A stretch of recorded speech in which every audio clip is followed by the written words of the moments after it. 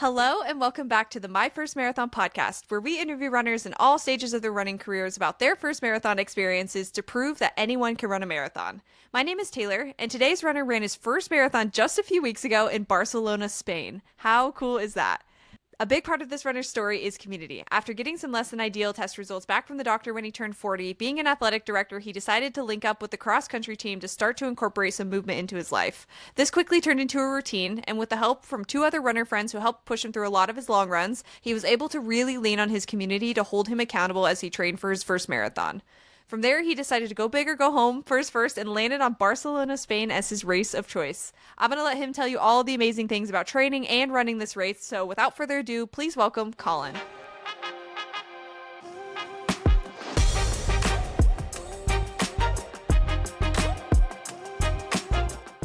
Colin, thank you so much for coming on the show this weekend. We were just talking a little bit, but your first marathon is super fresh on your mind because you just ran it last month, I guess, technically, right? March was your first marathon. So excited to break down your journey, and thanks so much for coming on. Yeah, thank you so much for having me. March 16th. It was awesome. So definitely fresh on my mind. Awesome. And as we're filming right now, it's April 5th, since this will probably come out a little bit later. So we'll dive into some of this stuff that's really fresh on your mind. But before we get there, how did we get introduced to movement? What kind of started this whole journey for you? Yeah, sure. I was a high school athlete. I played football and I wrestled. Played football relatively unsuccessfully for a year in college. So that was kind of the end of my athletic career, if you will. Always dabbled in running. Loved the idea of running and being a good runner, but just never really was. Never was really on a plan that I felt like I could, just keep with for more than a couple weeks. I've run in some local 5Ks, but just was never something that I could be consistent with. This past summer, I turned 40 this year. Had my annual physical, my annual checkup.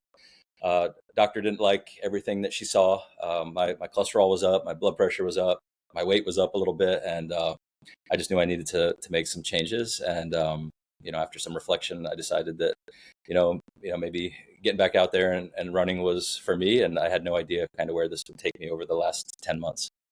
Yeah, it does progress very quickly once you get involved with it. What was your relationship like with running, like through sports, playing football, or any other form of movement before you actually started training? In high school and in college, I very much disliked it. I didn't like to run. I really didn't like to lift weights. I just kind of liked playing my sport more than anything. And then through my 20s in college, again, I kind of ran here and there. I've run a ton of local 5Ks, for charity or for, with various family members, just kind of for fun. But again, didn't really take it all that seriously. I've always had a relatively good endurance base, I feel like, but Yeah. just never really got all that into it. And when I really wanted to, I would maybe use like, the Nike Run Club app, or I would get myself on a plan. And, I feel like after 2 or 3 weeks, I always fizzled out for some reason or another. And I just never was able to be consistent with my training. And, so honestly, it's been kind of hit or miss. But like I said, I always loved the idea of being a good runner and running. Yeah. And I think I finally have hit my stride a little bit. Cool. Yeah, it takes some time to really get Definitely. there. Definitely. What do you feel like, and maybe I'm skipping ahead too much, so feel free to take me back if there was a point in between there here, but like what was the point where you felt like, okay, I'm more consistent with running than I've been before. Maybe this is something that I can, like stick with. Yeah, so over the summer, I got going with a good plan. I signed up for a 10K, which was the longest race I had ever run before, and that was this past October. So I'm very goal oriented. So the fact that I signed up for a race, kept me, I think, more focused than just kind of randomly training with no real end goal in mind. So I think that was really helpful to me. I'm a high school athletic director. So to be honest, our cross country team was incredibly helpful to me in the summertime. And our coaching staff was amazing. I would go out there on some of their training runs with them on their recovery days. And I kept up for as long as I could, but just running with other people and seeing their passion for the sport and their motivation really inspired me. And it's one of the sports at our school that doesn't get nearly the I think the credit it deserves. It's not Totally. one that pulls out a ton of spectators. They're constantly practicing, in the early morning hours or even off campus on the trails. So just being out there and seeing how they work and their commitment to their craft was unbelievable. They're so incredibly talented. So that really inspired me quite a bit. In addition, our athletic trainer at my high school is a really great runner. She's run multiple marathons, and early in the school year, I got connected with her and one of her friends, and they kind of became my long run buddies. And without them, I wouldn't have been able to do this at all. I think that was so important, because some of those early Saturday and Sunday mornings, rolling out of bed at 5:30, I wouldn't have had the ability to do that if I knew that I wasn't, accountable to others. So that was really helpful too. Totally. Yeah, the accountability aspect is definitely helpful, especially if it's something like when you're so new to the sport. Like I talk to a lot of runners that have a background in endurance or something related to endurance, and they can wrap their heads around the 5 a.m. wake ups a lot quicker. But those of us that started with really not an endurance background whatsoever, it's tough for sure. Oh, totally. And when they invited me on their first long run, I asked them, I said, "What are you guys doing today?" And they said, "Well, we're doing 10." And at that point, I hadn't run more than 5 or 6. So that kind of blew my mind a little bit. And I know this is Yeah, not um, scientific and probably shouldn't have done this, but I was like, all right, well, that sounds great. Like, I'll hang with you guys as long as I can. If I have to turn back, I will. And we got to 6, and I was still feeling pretty good. And they were like, "Well, how you doing?" I was like, "Oh, pretty good. Like, let's keep going." And I ran the full 10 with them. I probably shouldn't have jumped like that in a normal training plan, but I felt good. And I kept going. And like the sense of accomplishment, once you hit double digits for that first time, I was like, wow, like I can't believe I just did that. Like, maybe I'm halfway totally. decent at this. So that was definitely an eye opener for me, for sure. Totally. Yeah, makes sense. Cool. And curious about these cross country workouts, because I agree. I think it's a sport that not enough people talk about, but I'm unfamiliar with the types of workouts that they do to train. Like what were they having you do, or what were you participating with them? Most of the time I would join them. It was their recovery day. So, I would join them for 5 or 6 easy miles. And, for them, easy pace might be, 8 or 8:15. I'm sure Yeah. I slowed them down significantly. So those were most of my training days. I did join them for a speed workout day. And they were doing all kinds of crazy repeats and progression runs on the track. And after about 20, 30 minutes, I remembered how old I was. And I said, "All right, you guys finish this up. Good luck to you. I'm going to go find some water." But no, they just work so hard. And, especially in North Carolina where we live, those summer months, July and August, when they're training, it's brutal outside. Brutal.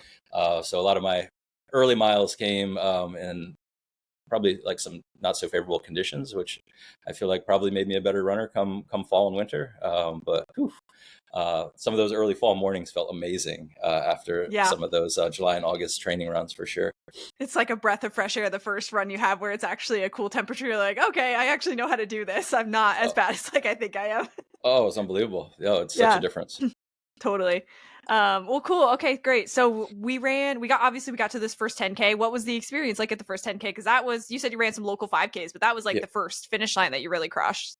Yeah, absolutely. So it was a relatively small 10K in Cary, North Carolina, which is a suburb of Raleigh, Durham, there in the Triangle, and uh, really small. It was on the greenway system. The town of Cary has an amazing greenway system, so Yeah. it was just a nice, easy 10K. When I first started training for it, I really wanted to run it in under an hour. I don't even know where I came up with that, but I was like, all right, I'd love to run this in under an hour. And of course, as school started, I was quizzing all of our cross country kids like on race strategy and how should I do this and how do I fuel and what should I do. And as I was training, like my training was going really well, and I got to the point where I was like, man, I'd actually really love to run this in under 50 minutes. And I ended up running it in 48.5 minutes, which I thought was really Yeah. good. I was Yeah. happy with it. I, I won my age group, again, a very, very That's great. small race. So it was like kind of small fish, small pond situation, I think. But regardless, like that gave me this like a huge confidence boost. So I was like, hey, like I'm actually halfway decent at this. It was a really nice morning, super cool fall morning. We live in Durham, so I drove myself, ran it myself. And actually, we back at school that night, we were hosting the homecoming dance. So I left right Oh, from the 10K to get to school to help get some decorations together. Went home and showered, and then came back. So it that's was a busy funny. day. I Yeah. remember it being a super busy day, but it was a lot of fun. And when I talked to the team and um, the coaches the next week, they were all very proud of my effort. And afterwards, I was like, "This is pretty cool. Like, I'm gonna take the next step." So I think it was probably within 3 or 4 days I signed up for my first half marathon after that. Great. So yeah, I was gonna ask that question. You either get the bug right away and you keep it rolling, or that was your experience. You're like, oh, maybe I could do a 10K better. Maybe I'm done here. So you were in the category of I'm ready to ramp this up, see what's next. Absolutely, I was all in at that point. I mean, I don't know if it's the right word or not, but I still am like pretty obsessed. Like I was like, this is awesome. Like I gotta Totally. see what's out there, what's next. Y- Yeah, cool. How did you decide on your first half marathon? My long running partners, her name's Taryn. She had previously run the Battleship half down in Wilmington, and Mm, she just said it was a great race. I love Wilmington. Relatively flat. You get to run across all the bridges, past the Battleship a few times. Not but a couple hours drive from the house, and it was coming up in the middle of November, so I felt like it was like another month. And at that point, I had ramped up my training to the point where I felt like I could really easily roll into kind of training for a half. I had 5 or 6 weeks at that point to get ready for it, but it seemed like a good fit, and it was close, and people said it was an awesome one. So I was relying on their advice, and they were right. It was really great. yeah, Wilmington's great. I ran my first marathon in Wilmington, and I've loved it. I can't wait to get back. Absolutely. Cool. What were you seeking out? You said that you were starting to like become obsessed with this world. So usually when you really dive in, you start to realize there's a lot of moving parts when it comes to training. What were you looking into in terms of like resources for putting together a training plan for this half? Yeah, absolutely. So I was still using the Nike Run Club app at that point. I kind of had transitioned from 10K training to half training almost immediately afterwards. And again, like the first several months of my training was a bit scattershot. Like I feel like I was sort of using a plan, but when I should have probably been running like a 7 miler, I was running 10. And Mm, then when I probably should have had 8 or 10 weeks to train for my half, I had like 5 or 6. So I wasn't doing it really probably the right way, but I was very enthusiastic and I was all in, and I was asking everybody I knew that knew anything about running all the questions I had in my head, and there were a ton at that time. So just jumped right in again, using that app, and prep for it the best I could. And at that point, I was getting into fueling and what all that meant, and there was certainly a lot to learn there. And I was upgrading my sneaker game and everything. So I feel like all that was kind of happening at the same time. But yeah, I just really jumped right in. I don't feel like it was until after my half that I really started to train maybe more effectively with a proper plan. But I got to the starting line. I was feeling great. I wasn't injured, thankfully, and yeah, it was a great experience. awesome. Yeah, that's great. So, and I love everybody who comes on with like the kind of like makeshift plans in the beginning always have the same like kind of cushioning the answer like you did. Like, oh, I didn't really do it the right way, whatever. But I love stories like that because I think it just proves that there's no one way to do this. And Sure, obviously, I'm not an endorser of like undertraining or anything like that. But if you've got the right mindset, you've got resources around you helping you through it, and you're doing the best with the information you have. Like that's all you can do. So I love it. absolutely. Cool. All right, sweet. So obviously we ran this half marathon. Any high points, low points of the experience, or it was all pretty smooth for you? Ran the half. It was awesome. My family came with me for that one. My wife and my two boys. I have two sons. One just turned 12, and the other one is 8. So we kind of made a little family weekend out of it. Nice. It was on a Sunday, if I recall, but we went down on Saturday and just kind of did the family thing. Walked around downtown Wilmington and had an amazing Italian dinner the night before, and kids swam at the pool and just had a nice family day. And then woke up early. My wife dropped me off at the race at the starting line on Sunday morning, and that was all very chill, very low key. It's a pretty big half marathon for a relatively small town as Wilmington is, but felt very very comfortable. Plenty of porta potties. It was very very chilly morning. It was a really great morning to run. Um, the race went really well. My family was they visited me on a couple different spots along the course. That definitely helped a lot as we were going. That race also I think they used the Race Joy app. So that's the Oh, one where sure. people Yeah. can like, send you messages to like give you encouragement along the way. So folks were doing that along the way, and some of them were super funny. So that just kind of kept me going. And yeah, it went really really well. I had a goal in mind, and again, I kind of achieved my goal there, and felt really good about it. And afterwards, we had a big lunch and drove home. It was smooth, really good. Awesome. Love it. Can't have a better first experience than everything No, going according to plan. it Love did. it. Cool. So then same question as the 10K. You either get the bug and you're like, all right, let's run this back. Let's see if we can do a half marathon better than I just did, or let's send it and sign up for the full. What category were you in for this race? It was time to sign up for the full. Yeah, Yeah. I do love the half distance though. Yeah. So I definitely want to run more half marathons. I just think that's so much more just approachable and something that what used to seem extremely scary and oh my gosh, how am I going to do this? Like now I feel like, all right, I can train, and that it just seems like it's like a more fun distance, maybe to Yeah. run. So yeah, no, after I crossed the finish line, I felt I was super tired, and I felt like I'd accomplished something big time for sure. But like I felt like I had more left. Like in my head, I was like I could easily have gone 5 or 6 more miles. Kind of what I was telling myself after that. And then I was like, well, 5 or 6 more miles. Like now we're talking like 18, 19. Like wow, like I'm kind of close to that marathon distance. So yeah, I think within a week or two, I started looking for spring marathons to potentially run in, and had to talk with the family because it's a lot. The training and everything. I feel Yeah. like constantly I'm either talking about running or talking about the race, or hey, I have to go run, and that's a lot on the wife and kids as well. So I certainly wanted their blessing, and they were all in as well. So I think within 2 weeks, I had signed up for my marathon. Cool. Yeah. Love it. So I will fast forward a little bit, but I want to break down kind of training for you. But you ended Yeah. up running this marathon in Spain, which is like such a cool experience. How did we land on Spain? And then how long did you have from when you ran your first half marathon to when the date of the marathon was? Like how long did you have to train?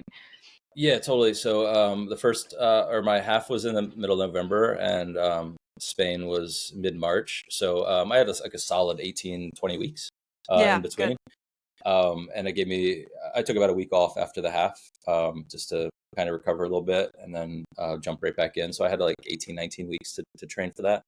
As far as Spain, I had so many people, again, just kind of asking questions whom had run marathons before, like, well, how did you pick your first? It seemed like at the time, and it definitely seems like that now, like one of those experiences that, whether you call it the greatest day of your life or a day you'll never forget, like whatever, it's definitely in the top five probably for me, like greatest days of my life outside of getting married and my kids being born. Like Yeah. it might be number four actually.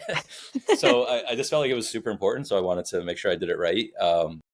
And I had several people tell me, you don't know if you're ever gonna be able to run another one, want to run another one. So like go big or go home. So I started just looking, and on that weekend was the Rome Marathon, Barcelona, LA was that same weekend.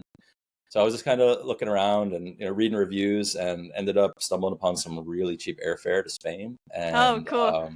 Barcelona was the one that after I kind of researched, Rome and Los Angeles, just seemed like the best course. It's a huge European marathon, 27,000 runners.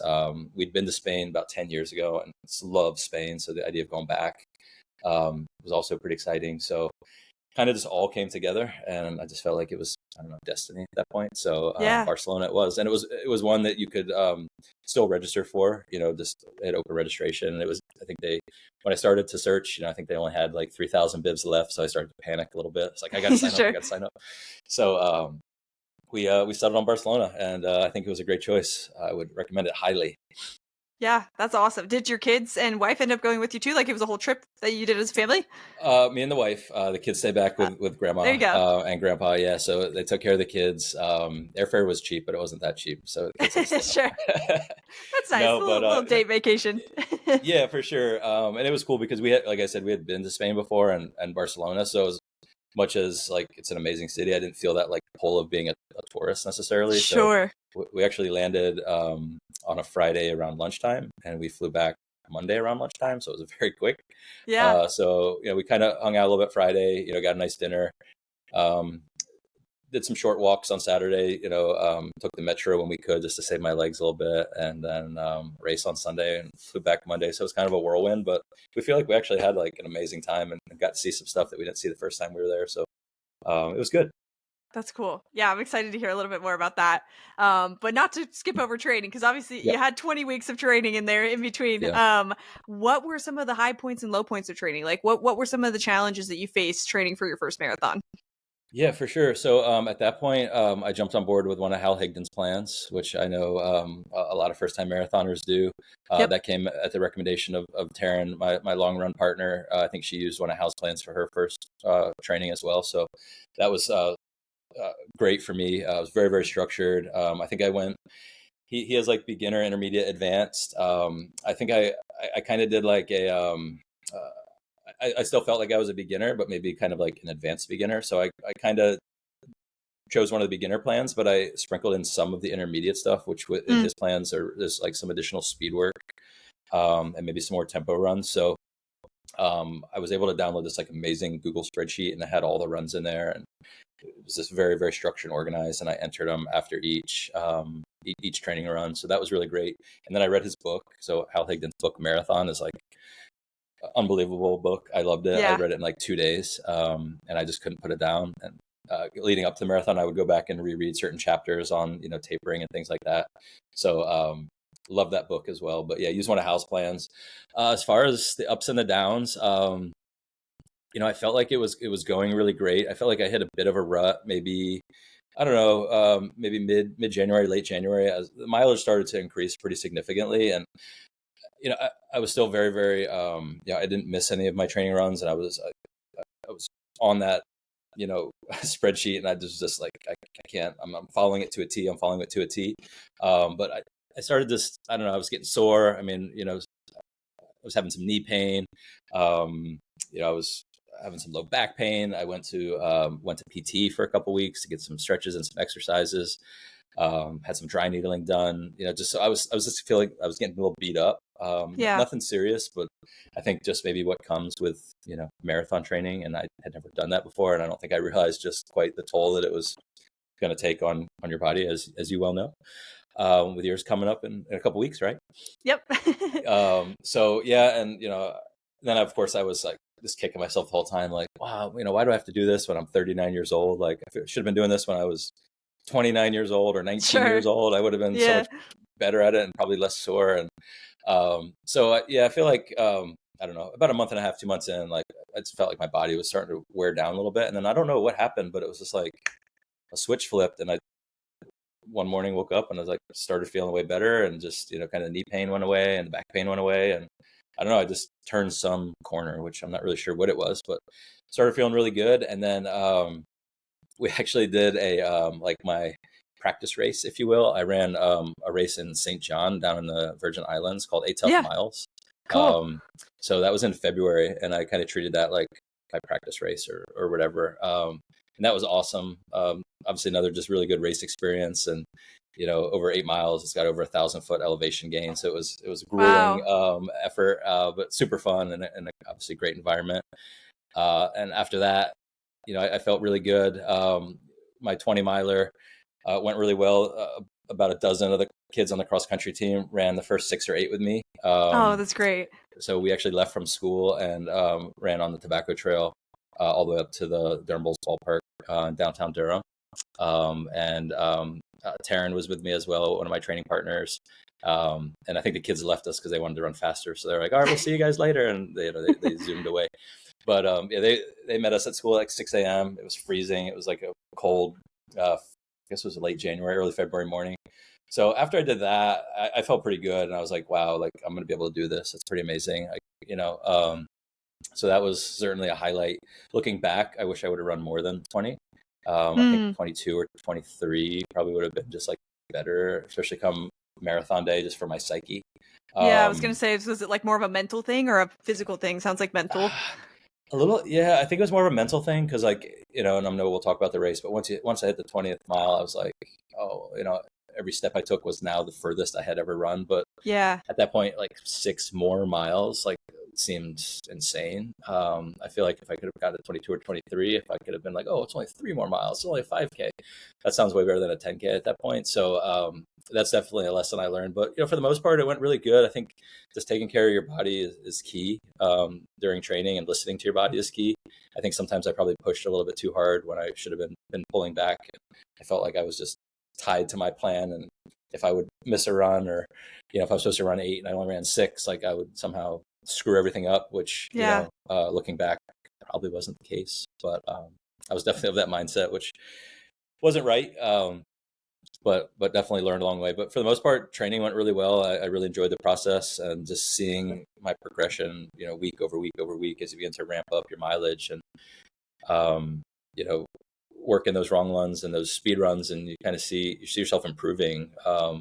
That means a lot to me, because again, like super goal oriented, like I feel like I need to be able to see that, one, and then also I need to have like a goal in the distance too. And both of those things were happening on a daily basis during my training, which I think really helped me a lot. Totally. It is a nice little dopamine hit when you hit a new mileage PR pretty much every weekend for your first marathon. That's so unique to your first race to have that experience of like every single weekend you're hitting a new milestone. So definitely relate to that feeling for sure. Always tell Absolutely. people I'm so jealous of people training for your first marathon because I know it feels hard and I know you probably are feeling like you felt like, why the heck am I doing this at this point in my life? But just like try your best to be present in it because you're going to look back on that experience and be like, wow, that was really cool.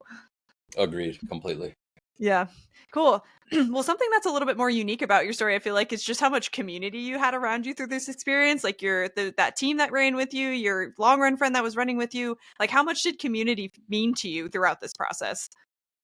Oh man, everything. Like I could not have done it without Taryn and Christina, my long run buddies, and our cross country team, and just the support I got at school, and mostly from my family. Like usually we do a bunch of family stuff, or the kids had hockey or soccer. I'd be like, I need to go take a nap.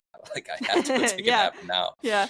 I'm sure that was like super annoying to them, and I understand that. But no, it was unbelievable, and truly without that group around me, I just couldn't have done it. Like, and I felt accountable to them, and I felt like, as much as I didn't want to like put myself out there and like talk about it too much, I felt like the fact that like people knew I was doing this, then like I felt like I had that kind of extra layer of like, oh, I have to do this. Like I have to finish, because now people like know that I'm running a marathon, and like that's to me like that would be terrible if something went wrong and like I couldn't run it, or I wasn't able to finish for some reason. So it was just like an extra layer. I wouldn't call it pressure, just like, again, just extra accountability. Like, all right, I'm in this. Like, so many people have invested themselves in me, and answered all my questions when I asked goofy questions about stuff that I probably should know the answer to, or I could have easily Googled.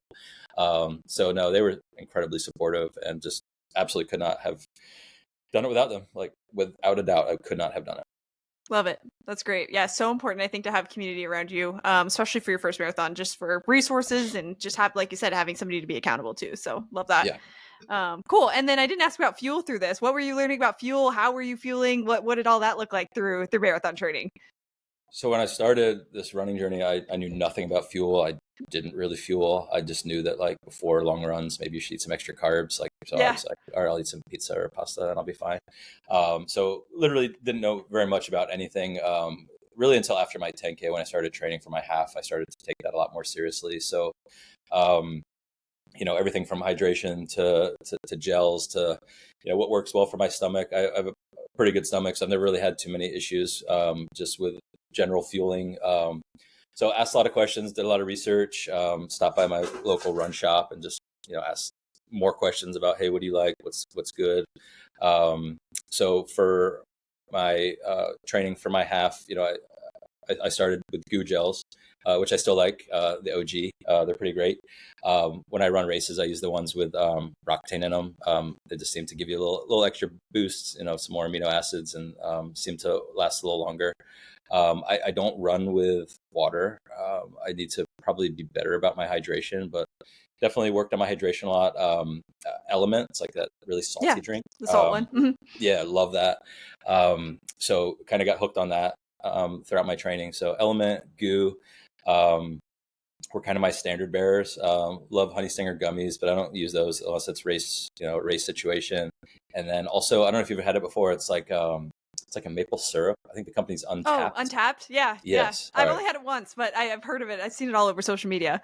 Yeah. So Untapped, again, I don't really use that for just like my like during training, but it's definitely a go-to on race day. And I have one that's coffee infused. That tastes amazing, and it's got some caffeine in it. So standards are Element and Goo, and then Untapped and Honey Stinger. Those are like my rewards for running a race. Love it. I love Yeah. it. Yeah, that's Yeah. great. What was your plan for fuel? Like, did you have I'm going to take it every 30 minutes. I'm going to take it every 45 minutes. Like, what did that look like? So for my half, every 45 minutes was my go-to, and I was spot on with that. So, and it worked really well. I feel like I feel properly for that race. Had an amazing pizza and pasta dinner the night before. Really cool morning. Well hydrated. Went really good. Stopped at like every other aid station just for a splash of water. That went well. For the marathon, I fueled every 4 miles. That was the GU with Roctane. Again, felt like I had a pretty good strategy for aid stations. Again, I'm just not really used to running with water. I just Yeah. don't. Um, Again, beautiful morning in Barcelona, like 45 at race start, clear skies, light winds, no humidity. It was perfect. So to start, I kind of went like every other aid station. And then as the race went on, I was stopping for water and electrolyte a little bit here and there, but for the most part, I think it went really well. So that was kind of my strategy. But for the marathon, it was every 4 miles, Cool. and I stuck with that like clockwork. Yeah, I think that's perfect. Did you have like a watch? Do you wear a watch or track it on your phone or something to keep track of that? Yep, I have my Apple Hmm. Watch, Cool. so I kept pretty good track of that on my phone.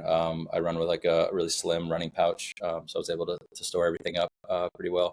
I think I actually took the last GU maybe more like 3.5 miles because I was starting to hit the wall. I felt Feel like a it. little bit, and Yeah. I didn't want to fuel too late or it would have been too late for any impact. So I think the very last one I took a little bit early, but I felt like that was out Smart. of necessity. Yeah.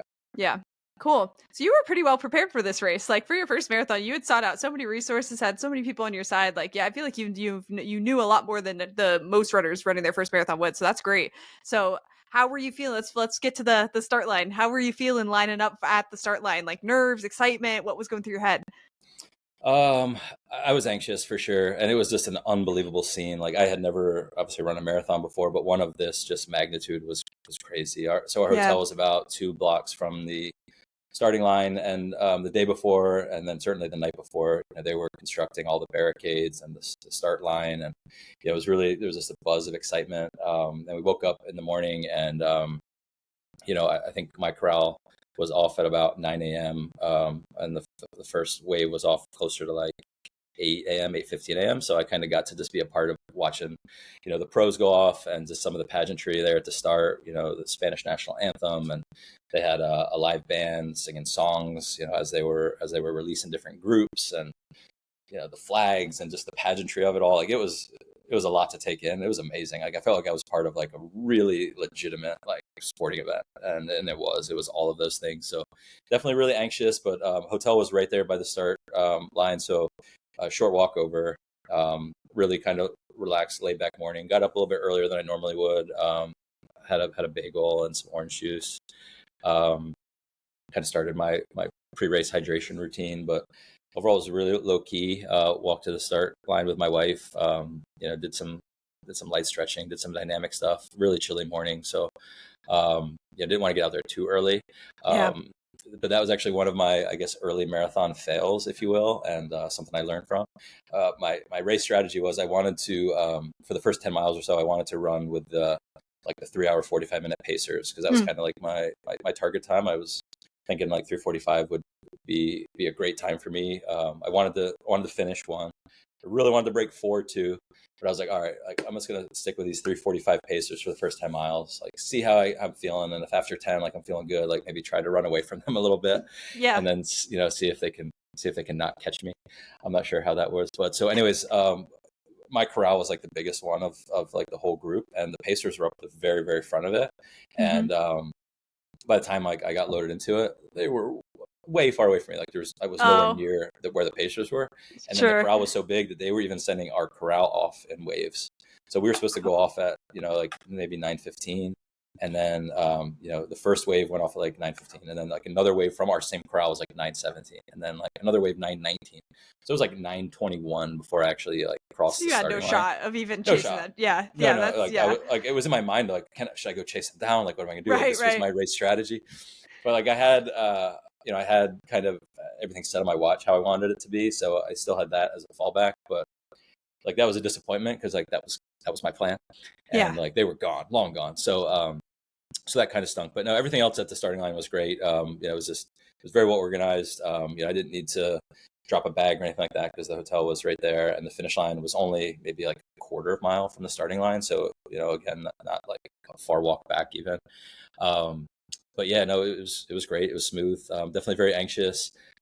Just kind of looking around and looking at other people's faces, and I feel like I was trying to figure out like, all right, is this person's first marathon too? Like, had they run a lot before? And you could tell like in that particular race, it ran the gamut of folks that probably have run dozens and dozens and dozens of marathons versus first timers like me. So I felt I felt pretty at home because I could kind of look around and see, all right, like I feel like I was in good company. So that at least put me at ease a little bit. Totally. Yeah. Cool. Well, let's break down the race in a couple of different pieces. The charted territory for you from a race standpoint was the first half marathon. So how was the first half of the race for you? First half was great. Felt really good. My wife was able to kind of see me at various spots because we kind of Cool. ran down one block and then turned and came back another block and then turned and down another block. So for her, it was pretty easy. And she actually rented a bicycle, so she was able to kind of follow Oh, along a little bit. nice. Yeah, that's smart. So was able to see her first half, maybe like even 3 or 4 times, which was just kind of fun. Always gives you a little jolt. But was super excited. I was running well. I was hitting the times I wanted to hit. Just constantly looking around. Obviously spent a limited time in Barcelona, but I feel like anytime I'm somewhere new, I love to go for a run just because I love to just like look around and like see things and explore. And I felt like I was doing all of that in Barcelona. The race runs like past the Sagrada Familia, which is like the amazing cathedral right Cool. there in downtown Barcelona multiple times. So just being able to run underneath that was cool. They do a really good job in that marathon with places called hotspots, which I guess a lot of the bigger marathons have. But just bands and cheerleaders and drum lines and just every, I feel like, mile and a half, 2 miles, there was just something there to just bring energy and even just to look at and kind of get your mind off things. So the first half went really, really well, and I was actually, when I hit the halfway point, I'm gonna say surprised, but I was like, wow, like we're already at half, like this is good, this is going really that's a well. good So feeling. it felt pretty good. And obviously running in Europe, most things were in kilometers. There were very few like mileage postings, so that was a little bit different getting used to, just because I'm not used to the constant like 2 kilometers, 5 kilometers, 8 kilometers, Yeah. and I'm looking down, it's miles, it's kilometers. So I was trying to think, all right, well, half is like 21 kilometers. So Just doing math just during a constantly marathon. doing math in my head, Yeah. trying to think about miles to kilometers. That was something I didn't necessarily anticipate, but yeah, first half was awesome. Felt good. Felt well hydrated, well fueled. Went really well. Awesome. That's great. And then you said that you hit the wall at some point. What mile were you at when you felt like you were kind of getting to that point? Yeah, so I feel like at around 18, I didn't hit the wall then, but I felt like at 18, like, all right, like this is getting serious now. Like Yeah. that's when I first really started to feel like, oof, we still got 8 miles to go here, and I started to just feel a little fatigued, I guess, for the first time, maybe just feeling it a little bit in my knees.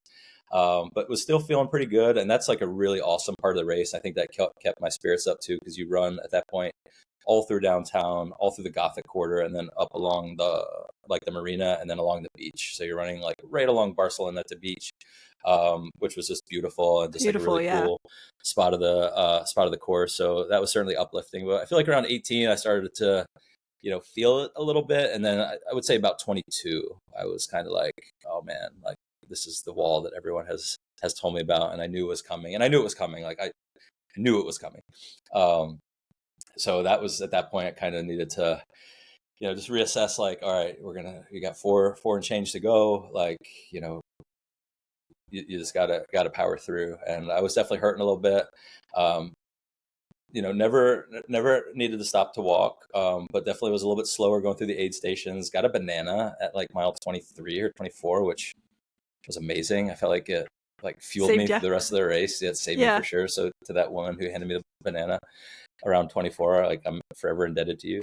So that was pretty awesome. And then my wife caught up with me again. I think I saw her maybe with like 2K to go. And the only reason I knew it was 2K to go because like he must have been like a runner influencer or something, but he had his phone up next to me and he's like, we got 2K to go. He was British.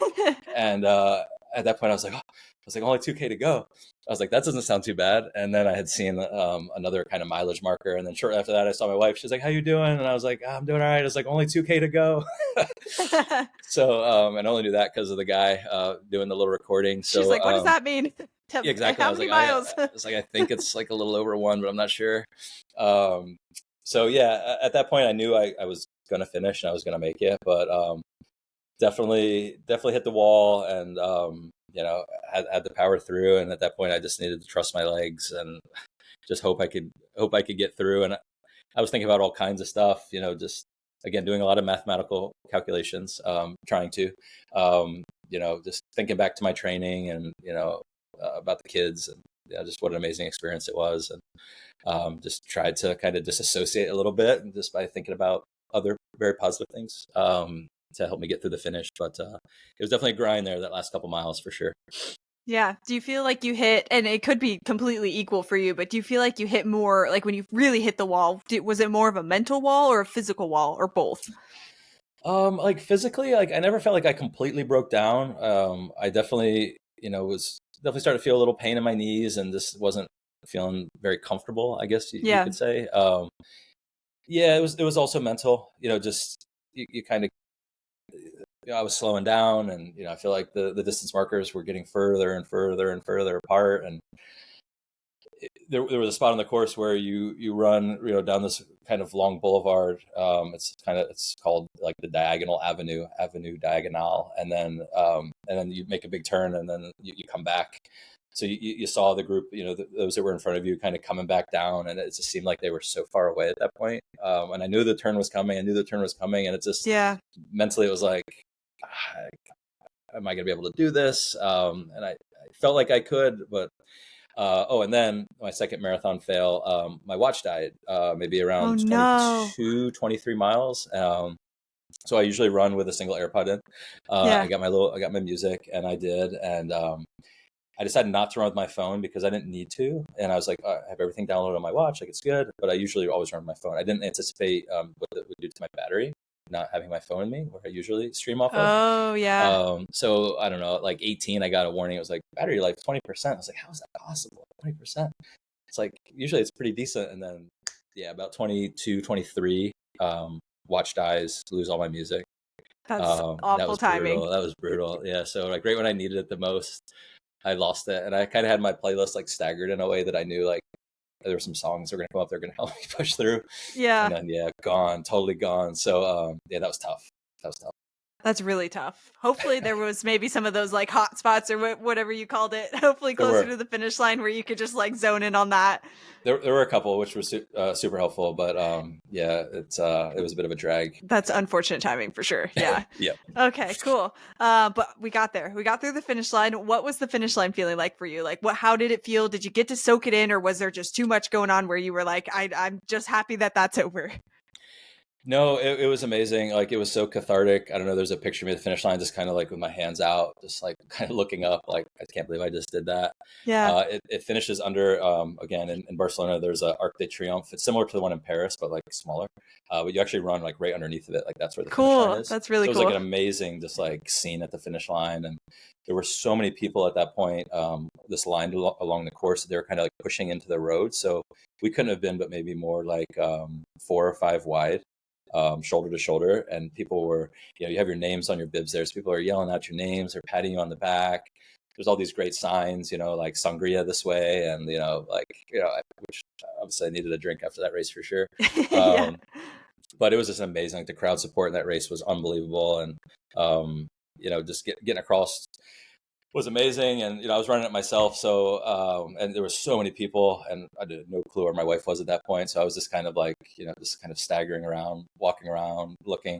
The volunteers were great. They came, took the timing chip off my shoe. You get your medal. They handed us an amazing like goodie bag of fruit and drinks. And at that point I was just so happy, and like couldn't believe I'd done it, and just kind of looking around and just taking it all in. Really, that's what I was doing, and just was this felt great. And somehow, some way, I was able to find my wife and like the thousands and thousands and thousands of people, because my watch died. And I was going to be able to connect with her on there, and then that didn't work out so well. But ended up finding her in the masses of people, and they engraved medals on site, so I was able to Oh, get over to cool. that stand, and it was like a super easy process. And then afterwards, was definitely not feeling great, but kept moving. I feel like that was the best thing I did, is not sitting down or laying down. I saw there was a lot of people. There were some like medics just tending to folks who afterwards just like immediately went down. I think we're dealing with some cramps and stuff, but kept moving, kept moving, kept moving. And then our plan was to just jump in a cab or an Uber to get back to the hotel. And it wasn't far, but I didn't really realize just like how much like carnage there would be with all the roads being closed and streets and everything. So there were no cabs or Ubers to be had. So Mm, we walked back, and just looking back, that was like the best thing I could have done. Just like kept moving, just kept moving, kept kept moving. moving. Yeah. At the time, like I hated it. I was like, what are we doing? This is terrible. This was not the plan. But looking back, like that was probably very best thing I could have done. But the finish line was so amazing. Like, it was super emotional, just thinking back to like all the people that helped get me there, and all the hard work that I'd put in, and truly, like, athletically, like, even go back to high school and my year playing ball in college, there was nothing that I could compare that feeling to. Yeah. No wins, no anything. Like, it was such an individual accomplishment, like, but also knowing that so many people had helped me get there, like, it's really indescribable. There's nothing quite like it that I've ever experienced. So I was like so full of gratitude just for the ability to be there and run there, and for everything that everybody did to help me get there, but also just knowing that I did that at the end of the day was pretty cool. That's awesome. I love it. Yeah, I always joke like we can try to describe the feeling on here, but until you've actually ran your first marathon, like you can't put it into words. It's a completely unique and special experience that's a little bit different for everybody. Like, but it's because it's so individual. But like you have to experience to be able to understand like what we're talking about here for sure. Totally, couldn't agree more. Yeah, that's great. So all in all, training, first race, first 10K, first half marathon, first marathon, seems like it went pretty to plan for you. Would you agree? Do you feel like everything went pretty smooth? It really did, and it was kind of a whirlwind. Like, looking back, like all of that within like 9.5 months, 10 months. Yeah, that's crazy. Like, it was, but no, it really went well. Like, all things considered, like looking back, there's certainly some things that I plan to do differently in my next training block for sure. I feel like I learned a ton, and I still have a lot to learn. And I think just for anybody listening, like, obviously asking questions of those that are around you that maybe have more experience running than you is huge. Obviously, the internet is huge. I probably asked ChatGPT a few questions. That was helpful. But no, just be a sponge. Just take it all in. Read books, look up different training plans, figure out what's going to work for you. Make sure it's something that is going to work for your schedule, your family, your work-life balance. Experiment with different fueling strategies. I've listened to a ton of your episodes, and every time you talk about gear, it's such a personal preference thing. Like, go to your local running store, like, have a proper fitting, try on everything. Don't just assume like, oh, I've always loved Asics or I've always loved Nike, that's going to be like the best for you when it comes to running. Just have an open mind, I think, is really important. And listen to people around you, because in many cases they probably know a lot more than you do. So totally love it. That's great advice. Awesome. Well, we're going to wrap up this part of the segment. We're going to jump over to some bonus content here in a few. Before we get there, I have to ask about fuel, shoes, and now socks. We've done that on the last few episodes, so we'll keep the sock train rolling, see how people feel about it. But you kind of already walked through your fuel, so I think we can kind of skip that one. But what about shoes? And you kind of just gave my disclaimer there too, but individual. Make sure you go to your local running store, get your feet measured. But for you, what have you liked for shoes? I know I've listened to too many of your episodes. I love it. I love it. Making my job easy. Yeah. So my daily trainer, Hoka Skyflows. Hokas were great for me. Love the Skyflow. I have two pairs of those. Started with a pair in July, August.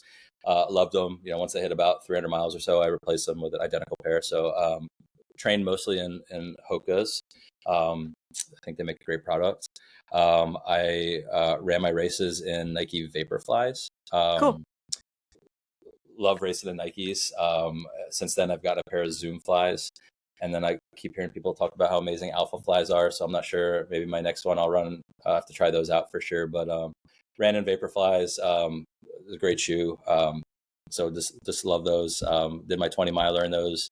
Did the 8 Tough race in those. Did my last long run in those, and ran my marathon in those. So I ended up putting almost 80 or 90 miles on them just doing that. So I think I still have a little bit of life left in those for sure. But Hokas to train and racing in Nikes. Cool. Love it. Yep. And then socks. Are you I've realized just in the past 4 episodes I've done this that some people are really sock fans. They know exactly what they use. And some people are like, whatever comes out of the washer first is what I use. Do you have a specific preference for socks? Yeah. So before I started running, like, I could have cared less about socks. Like, just whatever came out of the drawer. But now I'm like a total sock snob. Like, I love socks. So features are my favorite. Yep. So I think features are awesome. So I generally train in features. But there is another company out there called Near Earth. I don't know if you know Near Earth. No, I don't know that one. So check out Near Earth. They make just an amazing racing sock. They call it the racing sock. Cool. So I ran my races in Near Earths. Just an awesome sock. I own just one pair of them because they're like oddly expensive for socks, but they are legit.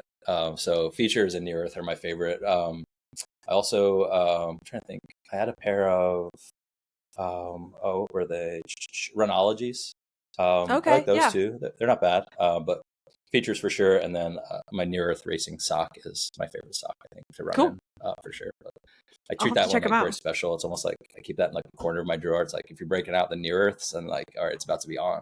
It's race day. Yeah. It's race day. Love Yeah, it. it's special. Cool. Yeah, I haven't heard of it, and that's great branding to have a race day sock. I'm sure that gets a lot of people Yep. excited to Yeah, buy socks. they're out of Colorado. But yeah, you can just Google it, Near Earth. They make a good product. Sweet. All right, Yep. cool. Well, thank you for walking through your story. That was awesome. Spain sounds like such an incredible experience. I'm glad that you had that mindset of first marathon, like I'm going to go big or go home. So I really love that. Yep. We're going to jump over and keep the conversation going for another few minutes and ask some more like informal questions. That bonus content will be on the paywall side of the website, myfirstmarathonpodcast.com. So if you want to keep listening, head over there. If not, where can anybody find you on social media if they want to follow along with your journey? Sure. My personal Instagram is my first initial C and my last name Fegley. So it's just at C Fegley, Fegley. I'm pretty active on there, but it's a lot of family stuff and occasional running stuff. My high school that I work at is at G_L_athletics. Cool. So you might get some extra cool stuff on there. Not really of me, but like of our running teams and stuff like that. So that's cool. Sweet. I'll make sure to link both of them in the show notes below. But thank you again. And if you want to keep the conversation going, head on over to the bonus. Appreciate it. Thanks for tuning in to another episode of the My First Marathon podcast. For more stories, tips, and resources, head to myfirstmarathonpodcast.com. And if you want access to bonus episodes, exclusive resources, and extra support for your training, make sure you check out the community at myfirstmarathonpodcast.com/exclusives. You can also follow along with us on socials, Instagram and TikTok. That's at My First Marathon Pod. If you want to follow along with my personal journey, that's at tay.says. Whether you're training, recovering, or just thinking about signing up, you belong here. I'm so excited that you're here, and we'll see you on the next one.